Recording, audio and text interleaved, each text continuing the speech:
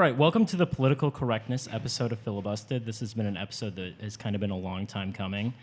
Before we get into anything, I do want to apologize to all of our panelists today for the heat in my apartment. You can't see it if you're watching. It's about 100 degrees in here, so if we're sweating, well, you can see it.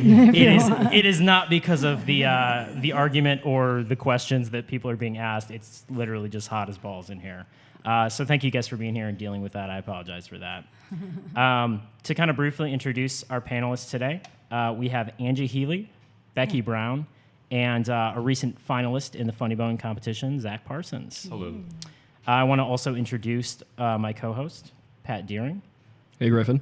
How you doing? Good. How are you? I'm great. Perfect. Little warm at the moment.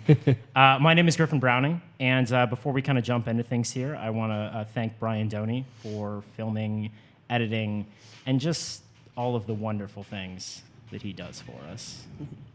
And also getting us drinks, which we'll probably need for this episode.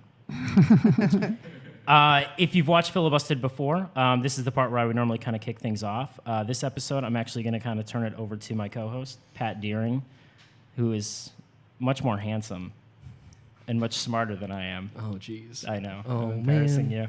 I know. But before I do that, I do kind of want to kind of kick this episode off. Obviously, we're going to be talking about political correctness, something that's very recently, especially with the last election cycle, kind of come up in the news. But we kind of want to talk about its role not only in politics, but also in comedy and entertainment. With all of us being comedians and having probably dealt with political correctness issues in one way or another, I think it'll be an interesting discussion. To kick things off, though, I do want to just kind of get everybody in the same frame of mind. Louis C.K. recently did an interview with Charlie Rose, and they talked a little bit about the idea of political correctness and sort of the role of humor in dealing with difficult and controversial issues. And one of the things Louis C.K. had to say was this: saying that something is too terrible to joke about, that's like saying a disease is too terrible to try to cure. That's what you do with awful things. You joke about them, that's how you get through it. And I think that's probably a good place for us to kind of kick things off. So I'm going to turn it over to my co-host, Pat Deering. Thank you very much, Griffin. All right, so welcome to the show, guys. And as Griffin said, we're talking about political correctness today. So I wanted to kick things off by actually just trying to figure out exactly what that is, political correctness. You know, what the fuck is it? What does it mean to each of us? And, you know, why do we think it's become such a hot-button topic, especially over the last, year or so, in particular comedy, since everybody here, is a comedian. Becky, if you wanted to start, what is political correctness? As I understand it, political correctness is an attempt to change society and the way people treat each other and view each other by changing language. So. And is that what it means to you? Is that usually what you think when you hear political correctness? Yeah, I mean that's like when I why'd I go first? It's okay. When I think of political correctness, I think it's something that should, we should address these concerns, and I'm not really sure that language is necessarily the way to do that. I think that language represents the way a person thinks. But just because you make them stop saying certain words or certain phrases doesn't mean that they're not thinking that. And if you want to change the way people treat each other, the way people are, view each other, then you have to change thinking, not necessarily just what comes out of their mouth. Mm-hmm. And Angie, when you hear political correctness, what does that mean to you? I kind of feel pretty on par with how Becky feels about it. I think a lot of people consider it to be restrictions on your freedom of speech or whatever. But I have a tendency to think of it more as just like how you can mold the flow of conversation and reflection. So I don't think of it as like saying, don't tell this joke, don't tell cancer jokes, don't tell whatever.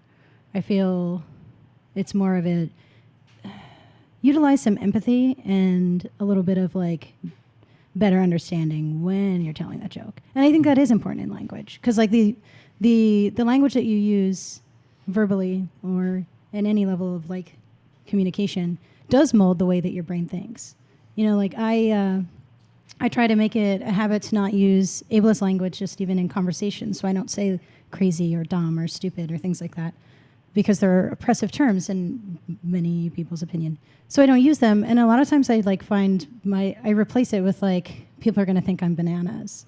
You know what I mean? And I understand that I'm still saying kind of a similar thing, but I'm not using like a language that has been, like, it's so easy now for people to just be like, is it hot in here or am I crazy?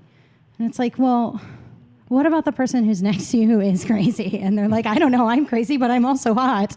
You know, like, I don't know. I feel like I'm rambling. No, that's okay. We do a lot of rambling on this show. It's totally appropriate.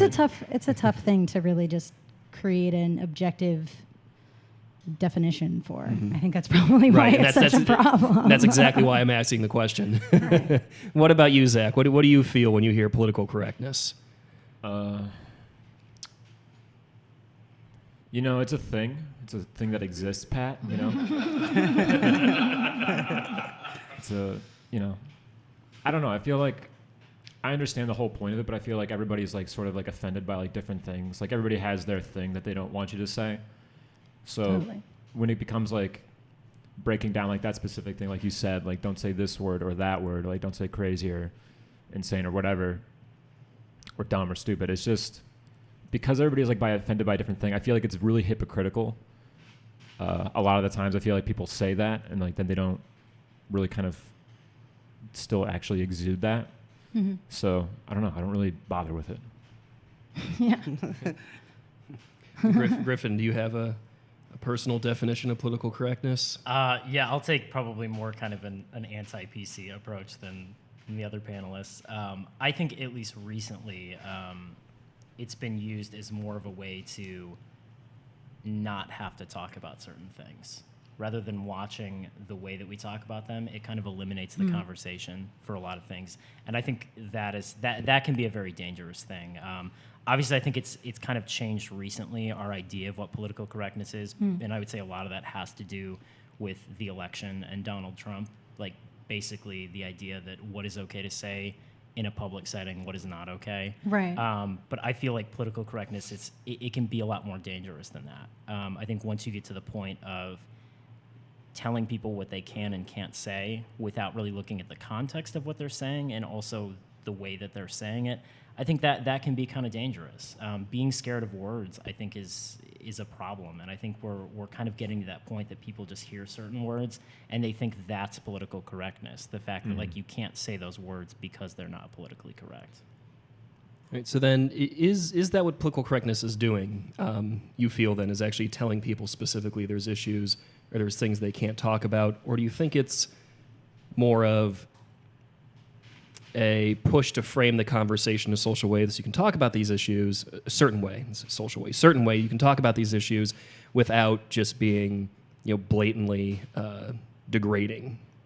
I think, I think when it's used as more of like a framing context, I think that's fine. If like this is within the bounds of what political correctness is, but I think more recently it's been used as basically it's a way for people to just say you shouldn't talk about certain things, or it's a way for like someone like Donald Trump to kind of take this anti-political correctness approach intentionally, which that to me is also kind of dangerous in a way that someone can make themselves seem more insightful and more wise by being able to say whatever they want, because that's not necessarily better than the alternative either. I mean, it shouldn't be like opposite ends of the spectrum. You can either say whatever you want all the time, and that's cool, or you should not say certain things any of the time, and that's bad. I kind of feel like that those opposite ends of the spectrum are kind of really points the same point on like a circle.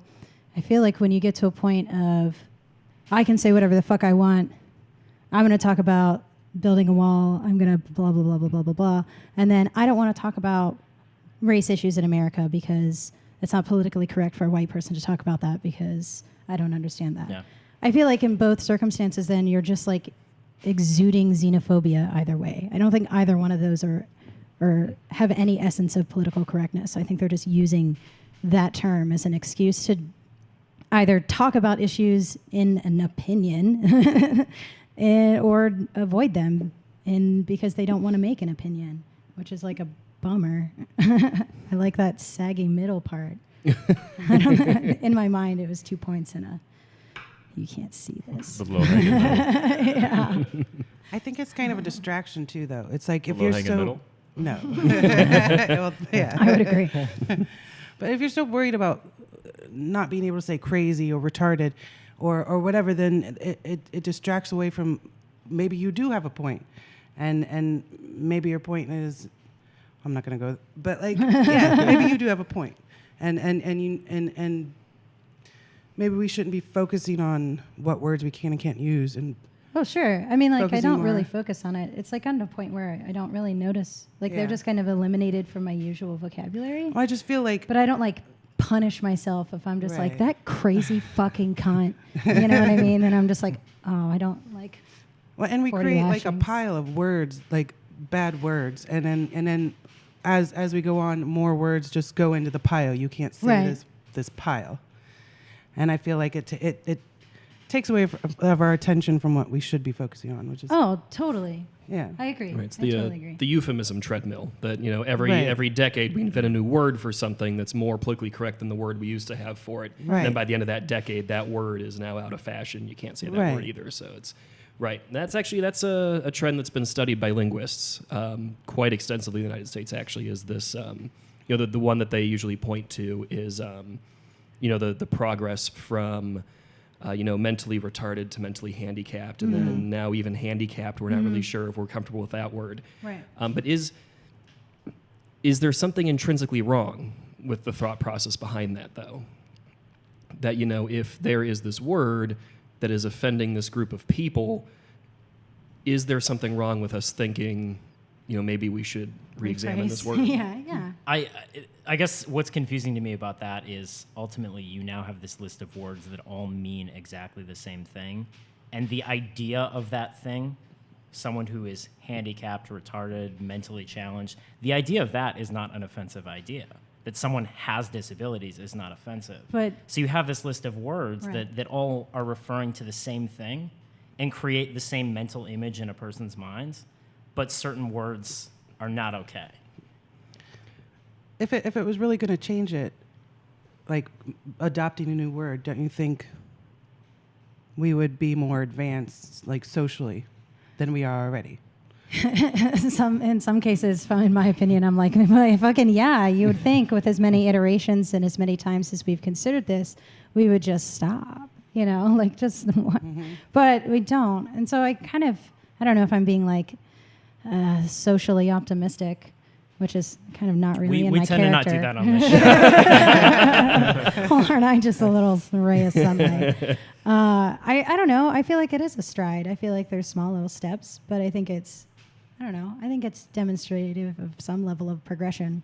There's just like a lot of fucking people who are just asswipes, and then there are a lot of people who are just too scared or socialized to not talk about these things. You know what I mean? So it's just like there are things that people don't know that just blow my goddamn mind. Like about just your like women can't name the parts of their vagina. Right. That fucking blows my mind. I can't Right. either. Like people with vaginas cannot name the parts. I was very People without oddly them good at can't- that right. in health class Yeah, right. as a Of grade Pat- schooler. Pat- Like, Because Of you just course looked you at it were. very I was- like, yeah. You were good at that. scientifically. yeah. Because you weren't at all distracted by any fantasy. Right. I was like the anatomical parts of something that I have zero interest in. I can Right. I can make flashcards. Yeah. So, we got into a little bit this topic of these terms that are offensive, words that are offensive, concepts that are offensive, as being kind of part of the political correctness conversation. First, this is going to be a two-part thing. First, let's get into some specific examples that we've all kind of run across since we're all comedians, and then second, let's actually talk about that concept of being offensive between a comedian and their audience. So let's just go around the table real quick. Zach, like you to start.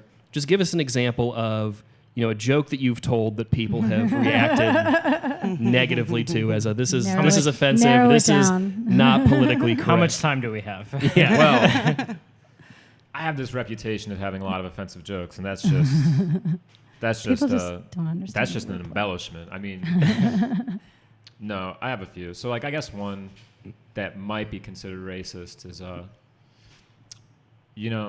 you can still see the effects of segregation on society. Like in my high school, we probably only had 20 black kids, and I probably only spent 15 minutes talking to black people my entire life.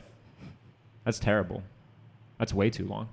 Which is that gets a good reaction out of a lot of people. But the thing about that is I don't use any offensive words in it. Like I don't also use any stereotypes whatsoever. Right. So it's a really interesting offensive joke because you're being offensive, but in a smart way, which is what I strive to do. Right. I think the good thing about a joke like that too is I think it creates an idea in people's head of where you're going. Yeah. And you sort of go in that direction because they're people that know you as a 'Cause they're comedian, racist. they're People have heard it expecting before, it, yeah. but you still kind of have a twist on it that they're not like exactly sure what it is, and it ends up not really being an offensive thing you're Right. saying. You're kind of forcing them to create the offensiveness in their mind Right, before you yeah. even like give the Which is even punchline. more So, sinister. Yeah. And it does highlight that de facto segregation is still a very Right, real thing right, in American right. schools. Still- Like we It's say that socially we've aware. integrated, and we like really kind of haven't. I think it's a good joke too, though, because like if people laugh, it means clearly that's not okay. Like you're laughing because that's not the right position to take. So clearly the opposite is what you will probably want. Yeah. So I'm doing society a favor with that joke. Right. Becky? A joke I have. Okay, it's about where I work at as a valet. This woman, I was waiting on her car to be brought down, and I was standing next to her, and she's like, "Honey, can you help me find my car?" And I said, "What color is it?" And she said, "Black." And I was like, "I think the word you're looking for is colored." But see that that kind of touches on the whole changing the words up. Like she still has in her mind the racism that she was taught to her by her Right, her which is why parents. she whispered. Yeah. Right, Right. right. But she's trying, you know. Oh, definitely. Angie?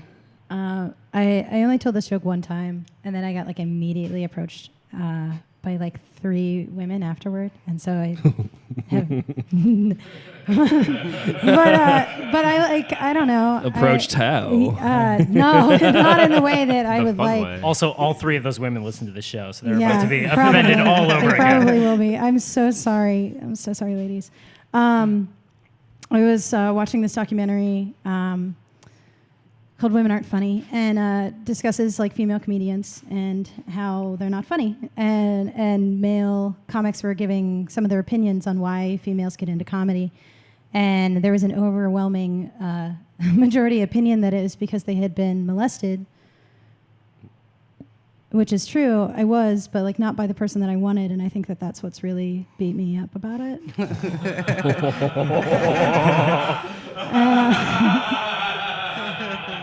So I got approached by some women who had had a poor childhood experience, and so that was the last time. Now twice. I'm gonna burn. Well, actually, I don't sorry. even think it's What I really like about that joke is, I've obviously not seen you tell that joke, but I imagine the way you just told it is pretty much how you deliver it on stage. Yeah, And I think yeah. it all took all of us a second to realize what you were actually saying. And I think that's great. I think in terms of offensive jokes, it's like I said with you, Zach, if you force the audience to make the offense ahead of time and you actually go a different direction with it, Right. not only are you having them call into question their preconceived notions of what is offensive, but you're still getting them to laugh hopefully at the end of it. And I think that's The laughter is the That's a sugar good way that to makes do the it. medicine go down. right. definitely. Totally. And the joke opens up their mind to thoughts that they are afraid to think. Right. And also, maybe this is my goddamn catharsis, so shut the fuck up. Yeah, I was. Exactly. In a moment. Yeah, and hold on to that for later in the conversation, because there absolutely is something to be said for comedy as a coping mechanism. And I think that can always tread into some very, very risky waters. So, Griffin, what about you? The joke that's caused me the most amount of problems. It's a joke where the setup of the joke is basically me saying I'm afraid of black people. Which obviously, black jokes. Obviously that's A lot of intended white to, people in this room. but it ends up being a joke about basically how I'm just awkward in social situations and I'm terrible at handshakes, and black people have amazing handshakes. So it ends up like it starts as sort of like this racial thing, but then I mean, most of what I do on stage anyways is me kind of making fun of myself. So it ends up being more about, me. And I guess like it's sort of like, I don't want to call it misdirection, like, but that's kind of what it is. Like it gets people's attention because I say that, but then people realize pretty quickly that's not actually what the joke's about. So I don't know if that's a fair way to do it. I don't know. I mean, I think misdirection can be used in a good way, but I don't know. Yeah, I'm hosting, but I still really want to share. No, I joke. think you Let's absolutely go. should. Yeah.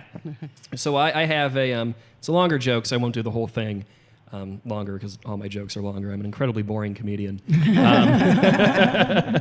For both, not boring. For both. I do tell a story about a guy that I dated for a while. His name was Matai, and he was a Marine. And during his second tour, he was in Mosul, and an IED flipped his Bradley fighting vehicle, and he lost 3/4 of his left leg and his right foot. And then we started dating, after that. But while we were dating, he changed jobs quite frequently. Very well-paying, great civilian jobs, mostly in the finance sector. And when you change, high-end jobs like that with major benefits packages, you get brand new insurance every time you switch, which means Matai got himself a brand new set of legs every time he switched. So we had like 12 pairs of high-end prostheses in the house, and he was wildly disorganized. So I would like find them in the hamper. I would find them in the basement. I found a foot in the dishwasher once. And then he had one particularly terrible set. And this was, of course, the set that the VA gave him that were like lumpy and like rubberish looking and weren't even his skin color because it's the VA for you. And I've been told a few times that joke is ableist and it's at his expense, since he was missing limbs. And so I get awkward about the joke these days, but also at the same time I have to wonder if the punchline was at his expense or if it was more just a comedic story of this is the stuff we have to deal with because he has too many damn legs. And Do you feel that way about the joke? Is that, I guess what is your end reaction to it? I don't know. My end reaction, I've always thought that the joke was just kind of, highlighting the unique experiences that you have when you are, a biracial gay couple where one person's a disabled veteran. I think that's just, I guess if I can, not to steal your thunder here, I do kind of want to ask that of everybody too. If people come up to you after these jokes and tell you, I know you said you've only told that joke once. There was a period of time where I stopped telling my joke. What is your if someone comes up and tells you that your joke offended them? What is your response? Because for me it was more of a defensive response, and I still stand by. The setup of the joke is maybe questionable, but it's not a racial joke. It's the funny part of it. I'm not making fun of a race. I'm making fun of myself, and to me that seems safer to end a joke that way. But like Zach, if people approach you after you tell a joke like that, what is your response to it? Do people ever approach you? I had one lady come up to me after a show. And she never hit me, but I could tell she really wanted to. She pushed me a bit, and I told her it was a rape joke, and she's like, I really don't appreciate that. Or she didn't say the word appreciate. She used stronger words. She called me some names, but I didn't get mad at her. I'm she has every right. If she wants to be offended, she can. I'm not going to tell her she's wrong, but I'm also not going to stop saying that joke. I'm not going to apologize for it. You know what I mean? So she can be upset about it, but that's not going to stop me from telling it. But I'm also not going to say that she's wrong for being upset about it. You know what I mean? Becky? I think she's wrong about being upset about it. to be honest. It's a great joke, so clearly her sense of humor is not as good as mine. I think people don't think enough about the intent and the actual what the joke is doing. Is it opening somebody's eyes to experiences in a person's life? Is it open just shut up and see what it's really about. Because what is it really about? Right. Well, that's a good question to ask. It was actually about the language about rape. It's, I don't think the slogan "no means no" is really helpful because the last time someone told a rapist no, they got raped. See? You're not pro-rapist there. Like, everybody go out and rape tonight, not. Yeah, Daniel Tosh. Leave it to Zach Parsons to tell a thinking man's rape joke.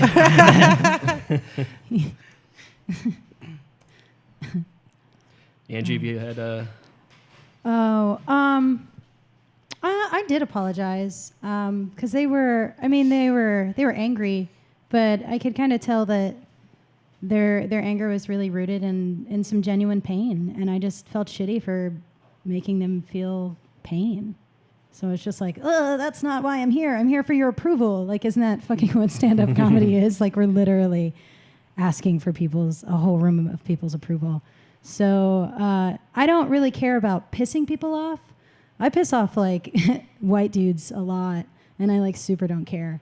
Like straight white dudes always have something to say. But like I don't apologize for just offending somebody because they just don't like the taste of my humor. Yeah. But if I have like caused some genuine pain, which I that was get the only that. time that I have, and so I mean, if they were just like that wasn't fucking funny. You don't know what it's like whatever. Maybe somebody in here, and then I'd be like, okay, you cannot just fall on the sword of like political martyrdom. Like, shut the fuck up. But if they come up to me and they're just like, that really triggered me, and then I'm just like, fuck. I apologize. I sincerely apologize, and I was like, I will never tell that joke again. And I fucking lied because I just there's a digital recording. There's a multimedia digital recording of me telling that joke again. Now there's just going to be like a gif. Well, like to me, that's it. I guess ultimately it's up to comedians to decide what jokes they tell and don't tell. Like to me though, like that's a shame that you don't tell that joke anymore because we all laughed at it. And I don't know if that makes us worse people for doing that, but I think that's a funny joke. I mean, I think it's a funny joke too. So it's like I mean, anytime that you decide I'm not going to tell a joke anymore, you're kind of depriving audiences that might really like that joke. Yeah, but I have like a lot of funny jokes. Like, it's okay, like I don't no, I'm just saying, like, I don't feel like I think that it's a disservice to ourselves to say, well, if I can't say this joke, then now what? It's like, then write a new fucking joke. I don't know. Isn't that like our passion, our job? Isn't that what we're doing? Like, if it's eliminating like the meat of your humor, then like maybe your humor is just shitty and you're not actually that funny. If you're like repeatedly being told to stop telling a chunk of your jokes, maybe are you really just don't like responsible them. for their pain though? No, I don't think that you're responsible for their pain. I mean, and is pain then necessarily just like keep a bad saying thing? it. You know what I mean? Oh no, I don't think it is necessarily either. Like, I think it could be helpful for people. People have different to coping feel mechanisms. that, yeah, and like having gone through some painful things in my life, I never actually was able to, like, I would just stuff it down, and I was never actually able to deal with it until I just had like a 3-day bender of a breakdown. And then I come out of it enlightened and feeling better. Maybe, although it hurts, maybe that's not necessarily a bad thing. Yeah. But I mean, like, it's not my place to say, feel pain and deal with this. But like, if I would, my comedy will make you hurt. but Becky Brown, the pain merchant. But if I say something that causes you pain, maybe you should like explore that. Yeah. So, in regards to this concept of a joke being offensive, to the audience, and possibly being cathartic to the comedian, or vice versa, whatever you might have, when you tell a joke and people are offended by it, I guess two questions here. What room do we have, to be able to tell that person, that's not offensive, since it's their feelings in the first place, not ours. And, is there any room for discussion with those kinds of things? We each, brought up a joke that we've told. We all have reasons for telling that people have been offended by. Is there room for conversation in regards to that concept of being offended by a joke? I guess what I'm asking is, do comedians get to decide whether or not their material is offensive? Or is it the audience? No, I don't think so. But I also, I don't want to say this definitively, but I think being offended is usually a choice. That is a decision that you make to be offended by something. Because it's not a physical response to anything. It may be a conditioned response, but I feel like most of the times when you choose to actually be offended and then do something about it, verbalize that or make it known that you're offended, that is sort of a choice. And I think I don't think a comedian has control over what's offensive and not offensive. I think audiences, I guess they have to deal with whatever's on stage and listen to whatever's on stage.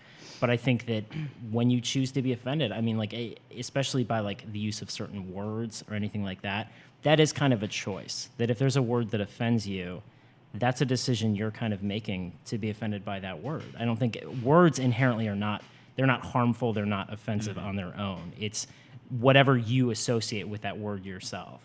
So to kind of answer your question, it was basically, do comedians have a responsibility to their audience?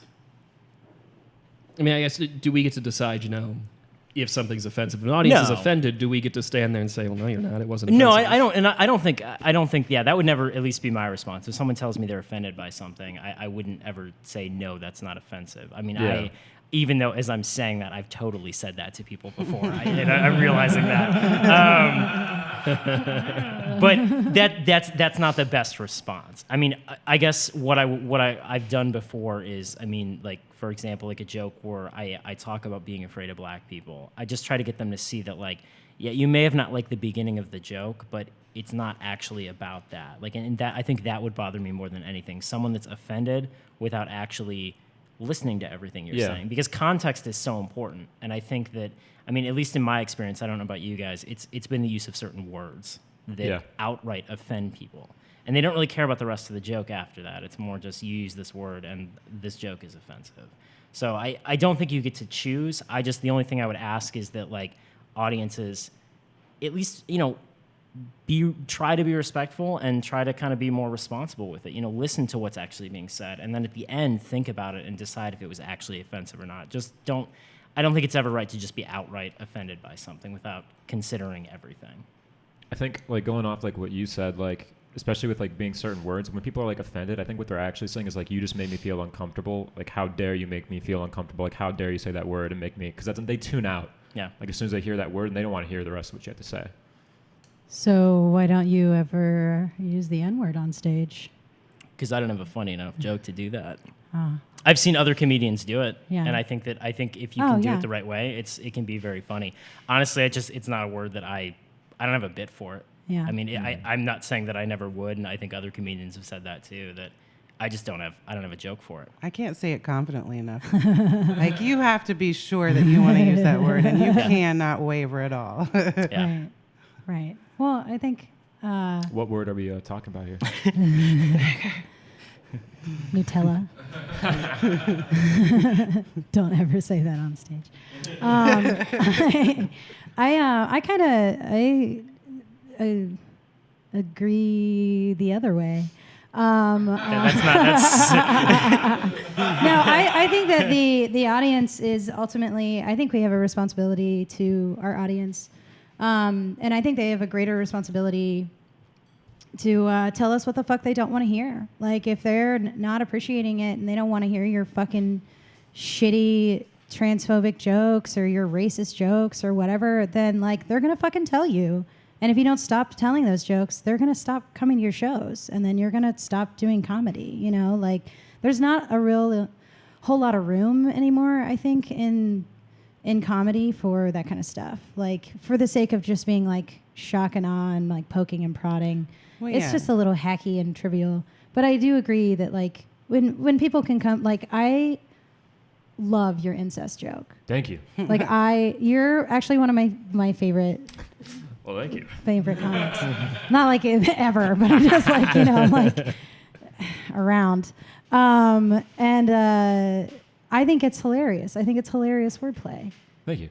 Some people don't like incest jokes because It's too close to home. it's too close to home. It's I like love that brilliant joke. wordplay. I think it's so funny, Oh, and I it know.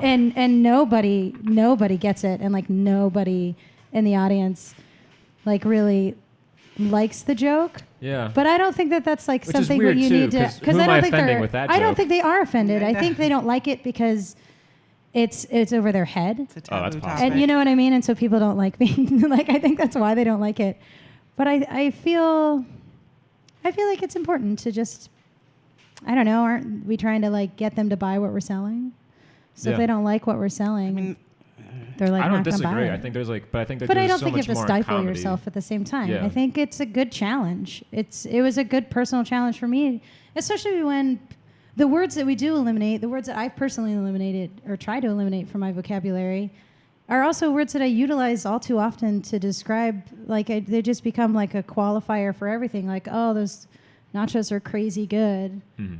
Everything was crazy delicious. Oh, it's crazy raining outside. You know, like what the fuck am I actually? I'm not even saying anything. You know, like it's just a filler. So why not just cut the filler out and then 'Cause they just were sound crazy smarter than the fucking rest of the good. people? They're like dementia-inducing nachos. I forgot where I was for a minute.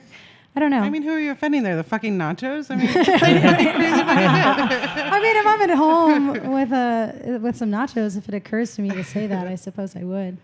But yeah, otherwise, I'm just like, these nachos are so delicious. I want to slowly drag my clitoris across their cheesy warmth. is how I would then instead. See, that makes say- me a lot more uncomfortable than calling them crazy. I'm not worried about whether or not I make you uncomfortable.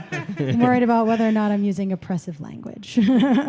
See, that's like a diet, and I don't do diets.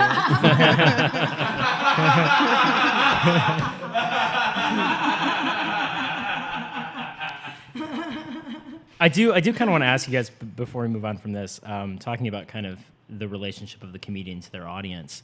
Do you feel that there's a difference between doing certain jokes in like an open mic setting versus like a booked show? Oh, fuck I mean, yeah. is there more? Because I mean, I guess do you guys feel more willing to possibly say offensive things at an open mic setting? Yes.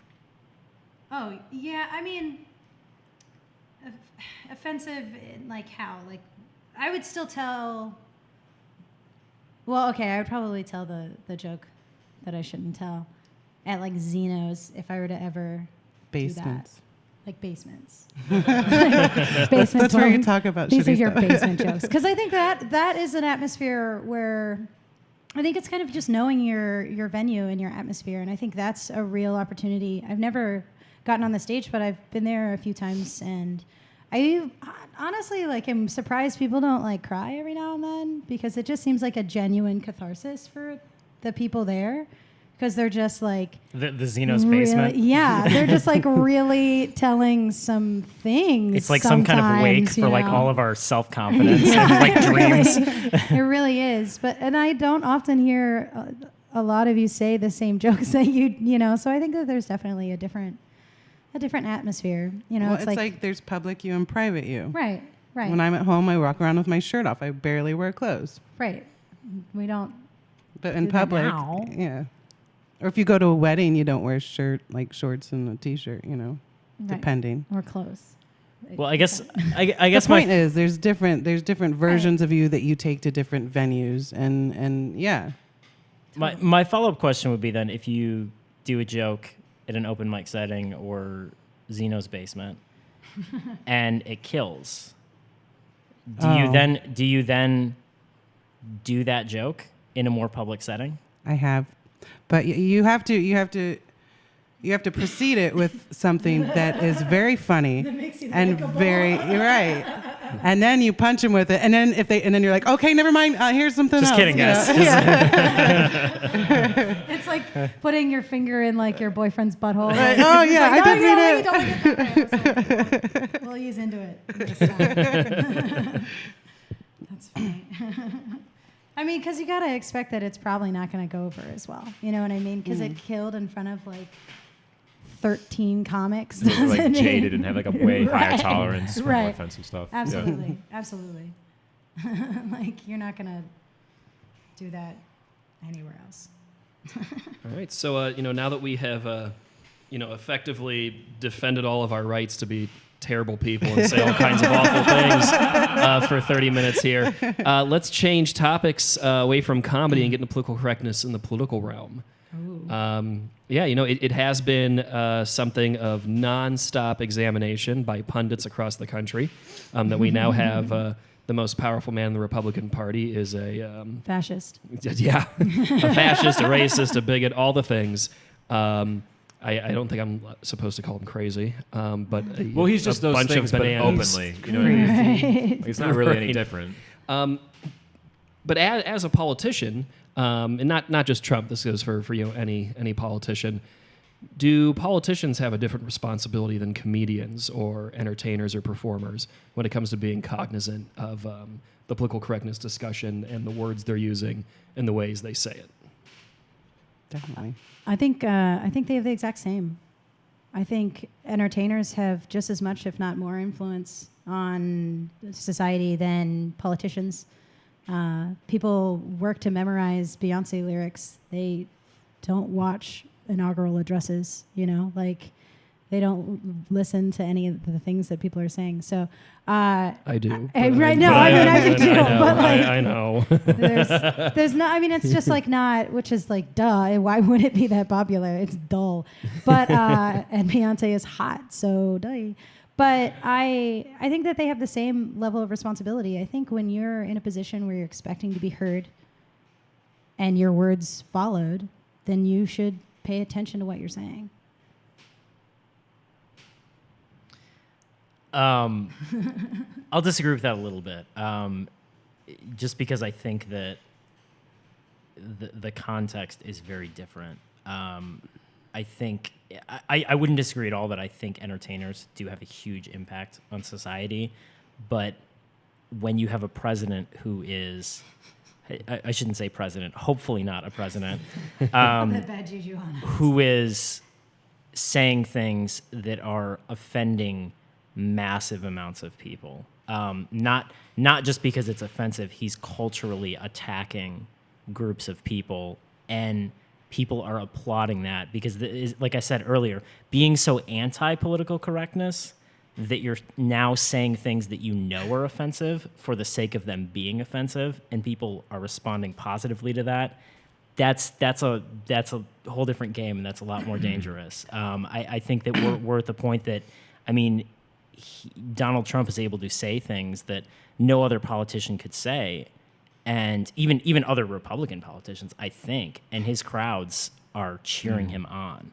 And I think it's, like I said, it's the opposite end of the spectrum of political correctness, that you're so against that, and he says what's on his mind, and people love that. There's a difference. Like, you do have a responsibility. You can't just say what's on your mind, especially if you are maybe going to be president of one of the most powerful countries in the world. I mean, people are paying attention to what's happening. I mean, he got the president of, or I think the previous president of Mexico to say fuck on live television because he was so angry at what Donald Trump was saying. And that you're seeing that kind of response, not only from, the president of Mexico. I mean, there are people, other leaders or people in other countries that are very concerned. They're like opening up their nation to American refugees post-Trump inauguration. They're like, no joke, please. So to us. To kind of come full circle and kind of answer the question. Yeah, I think the responsibilities are a little different. I think an entertainer, I think that they can have a huge social impact. And I think they do need to consider, what their role is. But I would say that, when you move it to kind of an international political setting, I think you do need to at least be considerate of the way other cultures are going to respond to it. Because, like, we have the luxury, or other comedians in the United States have the luxury of, we kind of know the people we're talking to. We know what will be offensive, and we can kind of play with that a little bit. But when you start bringing in other cultures, you don't know. I mean, there's totally different cultural norms. You don't know how certain words might affect them in a way that it wouldn't affect, the audiences that we normally see. So I think you do need to be a little more, I guess, aware of what you're saying in terms of politics. Zach? feel like anybody should be aware of what they're saying. Like, just because you're not president or an entertainer doesn't mean you should be a fucking idiot. Like, I am so sick of people just because they're stupid with words. And it's not that they're offensive. It's just they don't know how to fucking use them. And like new internet, like what offends me is like new internet slang. Like, I don't know, like what schwasty, is that a fucking thing? Like, I don't know. These words that I'm like, get the fuck out of here. I don't want that to be a word. But again, it's not my right. Did you just complain about the word schwasty? Absolutely. I think that was around like before I was in college. That word, it haunts me. It scars me. No, I mean, I don't know. Like, politicians, like, maybe I'm too cynical and jaded, but like, I feel like they're all vicious scoundrels who like, will say anything to get anything. And like everybody likes Donald Trump because they're like, oh, he says it like it is, but he doesn't really. He just says what's on his mind. He doesn't really say anything. Actually, none of them say anything. They're very good at making no sense by saying a lot of words. It's a very impressive talent that they have. Right. I think it's really scary that like, but the fact that he is so popular just shows this whole part of our population that I would like to forget even exists. Like if I were honest. And if he is in this position where he's representing America to the whole world and this is the side that he represents, I think we're going to get nuked. I don't want to like, sound like a Donald Trump defender. Like we're just he's going to make us look like a country but you're about to. But I'm absolutely about to. Like his fan base is like, it's huge. Not all those people are like, whatever, like bigots or whatever. Like I know too many of them for my comfort, just like on like an intelligence level. But like I know some of them. I know they don't really have hatred for other people, but what they do have is like a huge distrust of like politicians in general, which I share with them. But like I just share it with like universally, so I don't trust any of them. And they think that just because he's like willing to say something that like might be bad, they're like, oh, that means he's like a truth teller. And that's what they want. They want somebody they think that they can trust over like, they might not agree with him, but they're like, I can trust him, which is something that they don't feel like they can do for like anybody else. So they feel he's a truth teller, even though verifiably most everything he says is just not true. It's just backwards. It either doesn't make sense or it's just completely wrong. Right, but they're still just impressed by somebody's candidness to say fucked up shit that they're like, oh, that means he's a truth teller. So are we as a population, are we that repulsed by this concept of political correctness that even though we see this man who we know full well is making shit up or lying through his teeth or being a complete racist, that we're willing to fall in line with it just because we're that repulsed by political correctness? No. I think I think people confuse your amendment right to free speech as an opportunity to say anything that you want and not expect a reaction. That really just guarantees that the government will not penalize you for the things that you say in that said speech there. It doesn't mean that your peers and cohorts can't think you're a complete and utter buffoon and asswipe and like stone you to death. That's it blows my mind that someone hasn't like actually shot this man. I'm not trying to endorse that. I'm just saying I don't the official stance of FiliBUSTED is that we should not assassinate Donald Trump.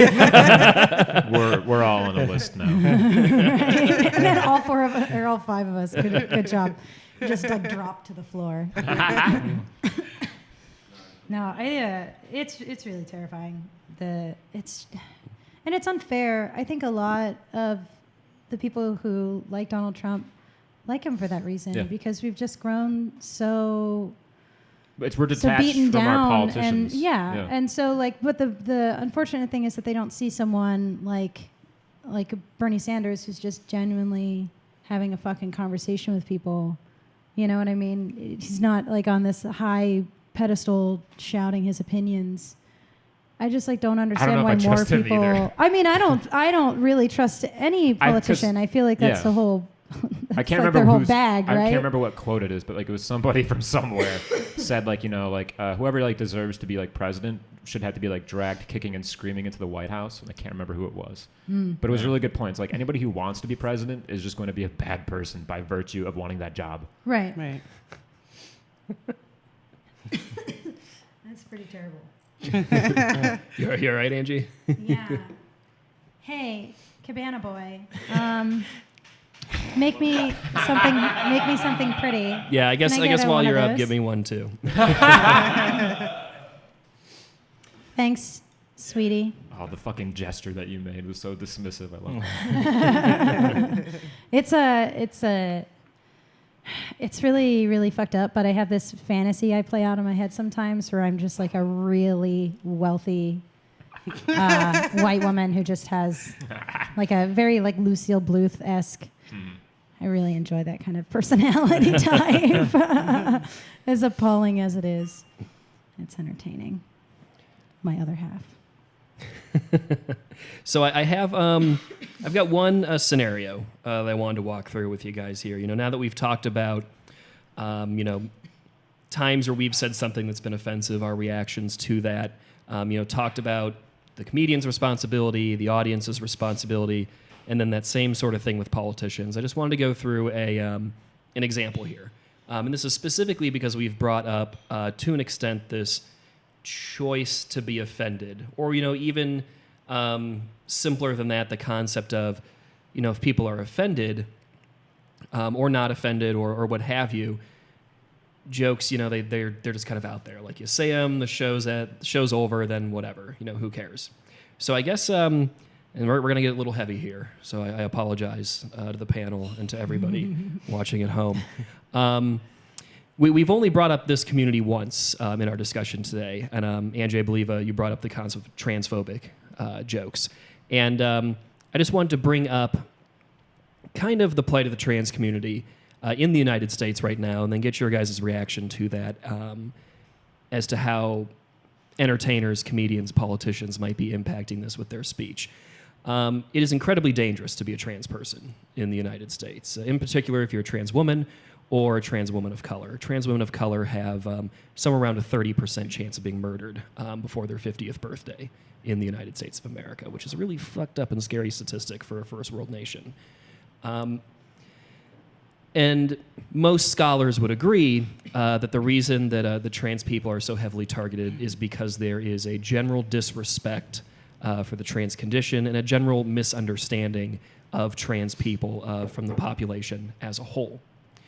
Now, if we as comedians have an impact, on society, or entertainers or politicians have an impact on society, impact on people's perceptions, even though we're telling these jokes that they're kind of just in the moment, whatever, they're off the cuff, they're meant to entertain. If they fall flat, whatever.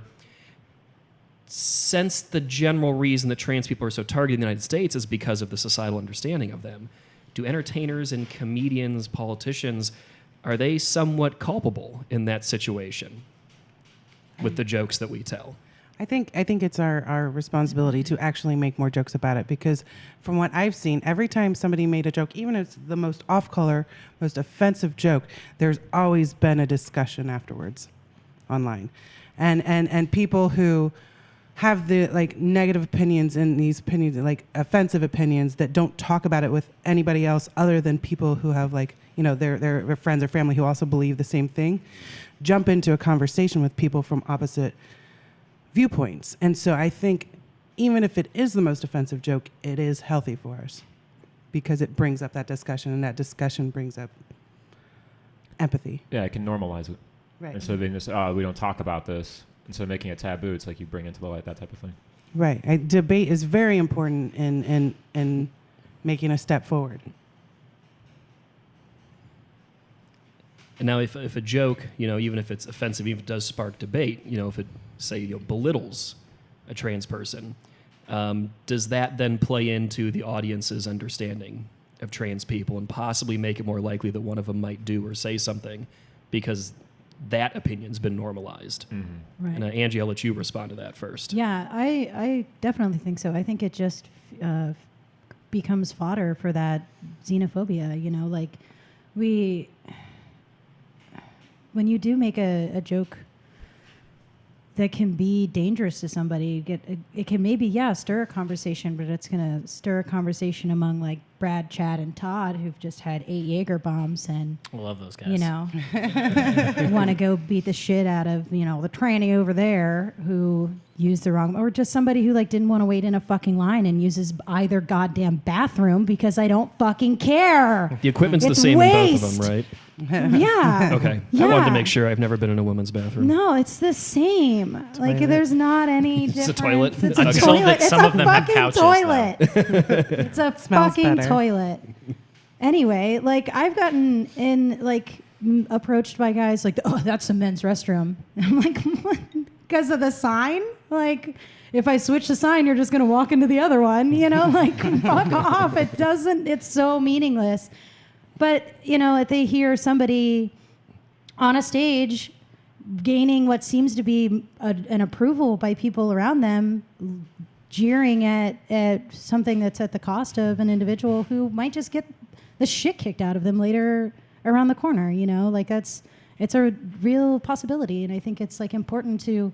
I have, like, trans bathroom issue jokes. I told one last night, and I don't think that, like, my trans friends would be offended. I mean, I personally don't even identify with having a gender because I think it's weird and I'm like above this reality or whatever. But like, I just like, I don't want to say anything that would be dangerous. And I think that's important. But I agree with you that not saying anything is even more dangerous. My point of view is like, it comes after the joke has been said, like the next day. Like I never even thought about like, that night, what it could what could come of somebody hearing from that joke. Right.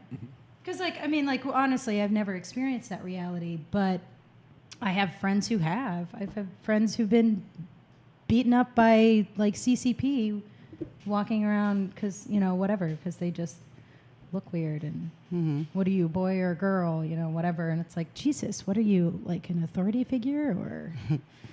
military. I don't know. I think it's really scary and it's a really important issue to discuss, but certainly not if you don't have any understanding. You know, like please don't talk out of your ass about issues because you're just going to perpetuate what people already believe, and those aren't currently good things.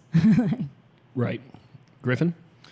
I'm actually surprised that there was as much consensus for this hypothetical kind of situation. Yeah, I would pretty much agree with everything that everyone else has said. I do think though that if there's one obligation that I think, you know, any of us have being in front of a mic, it's at least to be responsible with what we're doing. Again, like I will defend anyone's right to say anything on stage, but just make sure that you're doing it in a way that makes sense to you. That you're not, you know, I think anytime you realize you're telling a joke because it's offensive, and you're just trying to get a laugh based on That's that. I think disgusting. that there's a problem with that. And you're and I think it's you can tell jokes about, you know, people other than the type of people, you know, the type of person you are, whether that's like outside of your own gender, your own race, your own culture.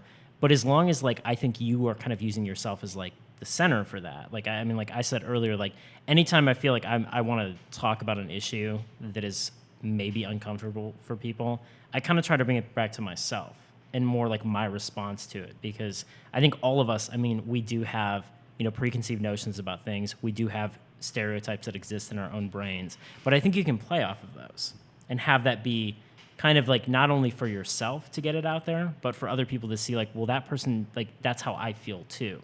And like, it's kind of nice to see someone talking about it on stage. So I would just say, just be responsible. I mean, like, at the end of the day, like, we're all going to get on stage and we're going to try to be funny. Like, I don't think anyone on this panel, I'm sure that there are comedians out there, but I think it would be the minority of comedians that get on stage trying to offend someone. Right. And if you're doing that, you're doing it wrong. And like, I would tell them that. Yeah. I think that that's never the right thing to do. Well, mainly because comedians are kind of natural thinkers. You Right. know, they aren't. Yeah. So if they have a viewpoint, usually there's something behind it that they've put a lot of thought into. Yeah. Yeah. If you're just there to like hurt people's feelings, then you're kind of just like You probably really won't last more shitting than a on month. what is comedy, I think, in my Right. Yeah. opinion. I think that there's a huge difference too, though, between telling a joke that you know is offensive to offend people versus telling a joke that is funny that might upset people, but Right. you're still at least advancing Right. the conversation. Then you're getting people to recognize that they're uncomfortable with certain things and getting them to think about it. Right. Because yeah, I mean, some great conversations happen after comedy Yeah. shows, whether that's between comedians or comedian and audience member or just in the audience. I've heard some great conversations from jokes that made people uncomfortable. Yeah. And I Right. think at the end of the day, too, like the person who's like most in danger from a joke is the person probably saying the joke. Right. Like, yeah, people are pretty aware, Yeah. like where they're. And there's like And a sorry. there's a big difference, I think, between like a prickle and a stab to the chest. You know, like I think that you can kind of walk a little bit of a gray area and stir a little bit of conversation, but you also you need to be talented at that, you know, and I think that takes a lot of time. I don't know that like any of us at this table are like real masters at it, you know. We all have had people go, you know, like on several occasions, I'm sure. But I think that it's a fun challenge to try to see how much you can prickle and make people uncomfortable or make people squirm a little bit, but laugh about it. Right. It is fun to see him go. Like Yeah. it's great. But then Everybody laugh loves it. afterwards, Oh you know? no, you Yeah. know, like it's. But It's you know, good. don't do it Those are great. just for that sake. But enjoy it when you have it. Like crack.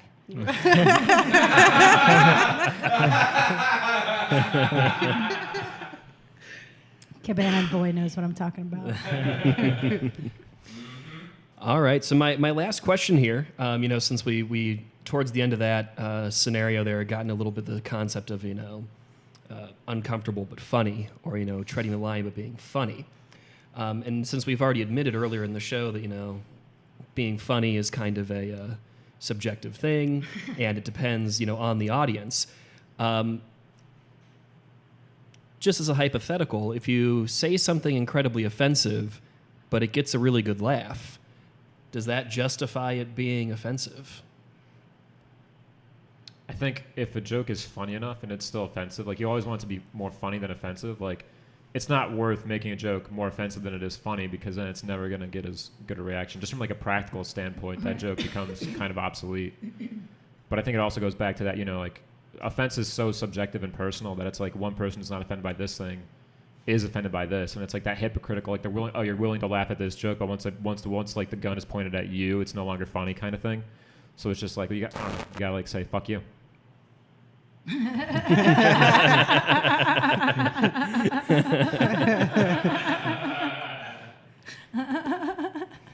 Becky?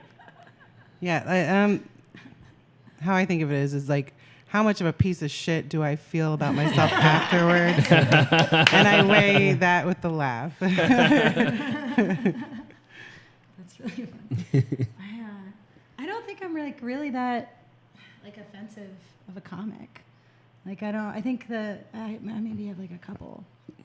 Well, I just, don't know, like just as a hypothetical, Oh. you know, just kind of like say you have an audience, and you know, like you look out there at that audience, and they all have a bunch of trucker hats on. The bar is somebody's first name. Oh, yeah. There's no highway exits for like Right. 15 miles, and you look out at that room, and you know, like, Yeah. oh man, if I'm really mean to that gay kid from high school, these people are gonna eat it up. Right. I did actually. I did a show. I don't even fucking remember the name of the place. It was just like some dude's name. It's like Bar. yeah, Tony's on third. Hyphen, like apostrophe S bar. Yeah. Yeah. I was Brad's. like, okay, Brad's. We're at Brad, Chad, and Todd's place. And it was like mostly like a group of black women, which I thought was like fucking great, but also a little like admittedly terrifying, because I'm not really sure what my demographic is, but like I didn't think it would be like straight black women, but they really thought I was just deer, and and so I like got to this point on the discussion of like Confederate flag and states' rights and individuals' rights and la la la la, and I just went, fucking white people, right?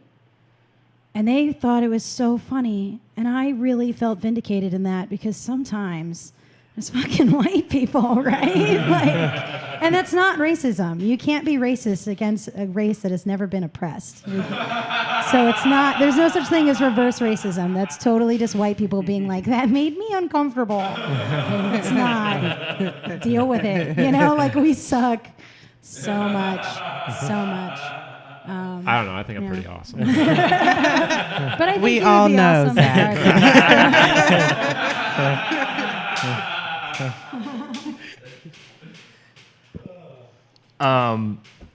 Yeah, I would never take the approach of like seeing an audience and thinking like, I bet I can make fun of the gay kid and get a laugh. Like I try to stay pretty true to the things that I know in my set, and it wouldn't make sense for me to do that. And I think it's actually more rewarding when you see a crowd like that you know is not your people, and you can still get them to laugh doing the material that you know that you're comfortable with. Because you are then, instead of you going out of your comfort zone, you're getting them out of their comfort zone. And I'm sure we've all experienced that too. Like a crowd that you're just like, this set is not gonna go well, but you find like that one joke that they actually they like, and it's always surprising. And I think those laughs mean a lot more, I think, than getting that cheap, Oh, totally. Yeah. So I would never take that approach. I do the material that I'm confident with, and I don't, I try not to play to the crowd too much. I mean, my rule has always been, I mean, if I think it's funny, hopefully other people will too. And you don't know that until you get on stage, but I would never try to do anything that didn't fit in that, I guess. I think unless it's a really funny looking gay kid, then how can you not say something? I mean, but it's because he's funny looking, yeah, right? it's funny, it has nothing to do with that. Yeah, Right, he's just weird. his looking. breath doesn't smell like yeah. dick. I don't know immediately that he's gay. Or a contortionist. All right, guys. Well, that was all that I had for today. That was a fantastic conversation. Anybody else have any final thoughts they wanted to add? I just want to say, I know that you can't probably see this, but you're getting like a little bit of a fogging in your glasses. Yes, you are. And I know. dependent upon the angle, it's giving you like a white browed, like It's because like very patrony. I not only am very sweaty and very warm right now, I also furrow my brow a lot. Yeah. So like my glasses are just fogged. It's adorable. One thing I want to add real quick, and I don't want her to do the whole joke right now because I think it might take too long. But I'm very surprised that when we talked about offensive jokes, Becky, that you didn't talk about your 9/11 joke that you did last night. I can sing the song as my final thought if you'd like. That'd be a great. Becky, we could just that's the play closer. the Do you want credits that? to that. Yeah. I would love that. All right. Silver towers, bodies are dropping from the 96th floor window. Smashy smash, hear them crash. Soon it will be 9/11 day.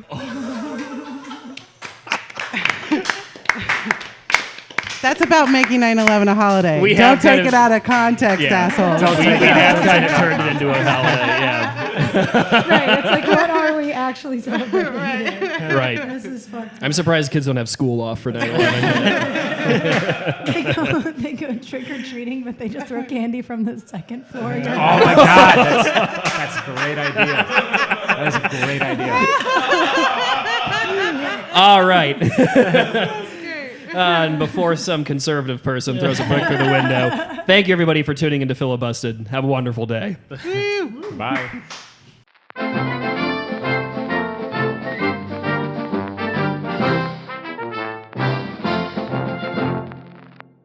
Toddlers should not have guns.